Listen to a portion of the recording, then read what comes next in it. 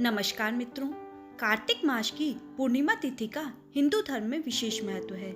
इस दिन किसी भी पवित्र नदी में स्नान करने से मनुष्य के सभी पाप है वह धूलित हो जाते हैं। मान्यता है कि इस दिन देवता अपनी दिवाली कार्तिक पूर्णिमा की रात ही मनाते हैं, इसलिए ये सबसे महत्वपूर्ण दिनों में से एक है।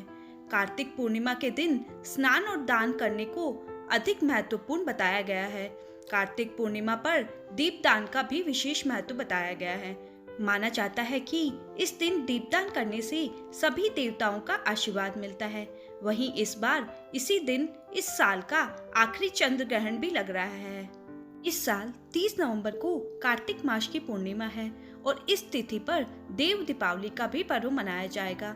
शास्त्रों में सभी 12 महीनों में कार्तिक महीने को आध्यात्मिक और शारीरिक ऊर्जा संचय के लिए सर्वश्रेष्ठ माना गया है। धार्मिक मान्यताओं के अनुसार कार्तिक पूर्णिमा की तिथि पर भगवान शिव ने त्रिपुरासुर नामक राक्षस का वध किया था, जिससे देवगण बहुत प्रसन्न हुए थे और भगवान विष्णु ने शिवजी को त्रिपुरारी नाम दिया, जो शिव के अनेक नामों में से एक है।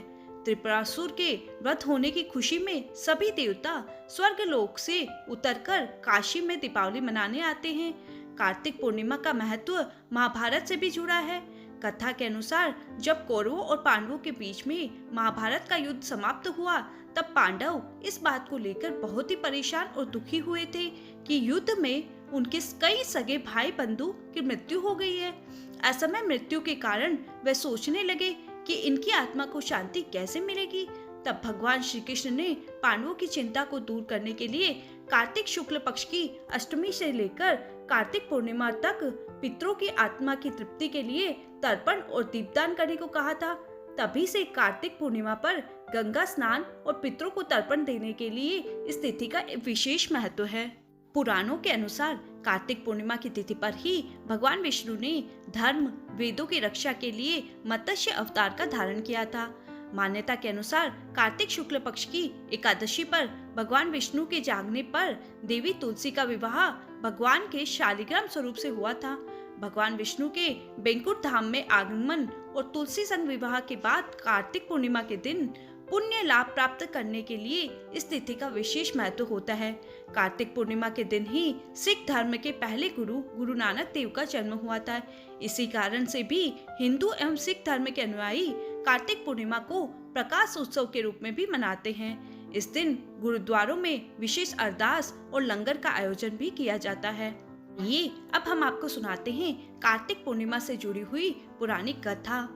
कथा के अनुसार तारकासुर नामक एक राक्षस था, जिसके 3 पुत्र थे, तारकश्य, कमलाश्य एवं विद्युन्माली। भगवान शिव के बड़े पुत्र कार्तिक ने तारकासुर का वध किया।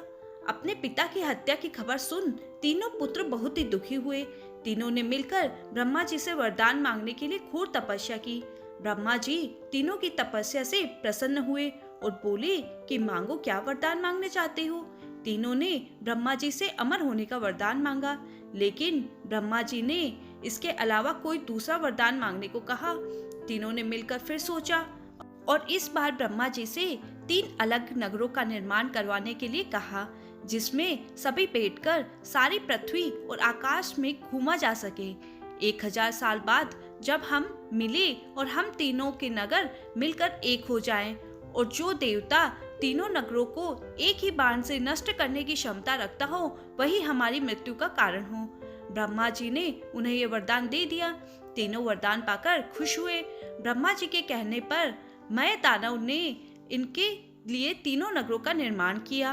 तारकक्ष के लिए सोने का, कमला के लिए चांदी का और विद्युन्मल के लिए लोहे का नगर बनाया गया। तीनों ने मिलकर तीनों लोकों का अपना अधिकार जमा लिया। इंद्र देवता इन तीनों राक्षसों से भयभीत हुए और भगवान शंकर की शरण में गए। इंद्र की बात सुनकर भगवान शिव ने इन दानवों का नाश करने के लिए एक दिव्य रथ का निर्माण करवाया। इस दिव्य रथ की हर एक चीज देवताओं से बनी। चंद्रमा और सूर्य से पहिए बने। इंद्र, वरुण, यम और कुबेर रथ के चाल घोड़े बने। हिमालय धनुष बने और शेषनाग प्रत्यंचा बनी। भगवान शिव खुद बाण बने और बाण की नोक बने अग्निदेव। इस दिव्य रथ पर सवार हुए खुद भगवान शिव। भगवानों से बने इस रथ और तीनों भाइयों के बीच भयंकर युद्ध हुआ। जैसे ही ये तीनों रथ एक सीध में आए, भगवान शिव के बाण छोड़े तीनों का नाश हो गया। इसी वध के बाद भगवान शिव को त्रिपुरारी कहा जाने लगा। यह वध कार्तिक मास की पूर्णिमा को हुआ, इसलिए इस दिन को त्रिपुरी पूर्णिमा के नाम से भी जाना जाता है। इसलिए कार्तिक पूर्णिमा का विशेष महत्व है। कार्तिक पूर्णिमा के दिन सूर्य उदय से पहले उठकर पवित्र नदी में स्नान करें। मान्यता है कि इस दिन पवित्र नदी में स्नान करने से पुण्य की प्राप्ति होती है। अगर पवित्र नदी में स्नान करना संभव नहीं हो तो घर पर ही नहाने के पानी में गंगा जल मिलाकर स्नान करें। रात्रि के समय विधि विधान से भगवान विष्णु और माँ लक्ष्मी की पूजा करें। सत्यनारायण की कथा पढ़े, सुने और सुनाए। भगवान विष्णु और माँ लक्ष्मी की आरती उतारने के बाद चंद्रमा को अर्घ दे। घर के अंदर और बाहर जरूर दीपक जलाएं। घर के सभी सदस्यों को प्रसाद वितरण करें। इस दिन दान करना अत्यंत शुभ माना जाता है। किसी ब्राह्मण या निर्धन व्यक्ति को भोजन कराएं और यथाशक्ति से दान और भेंट देकर विदा करें।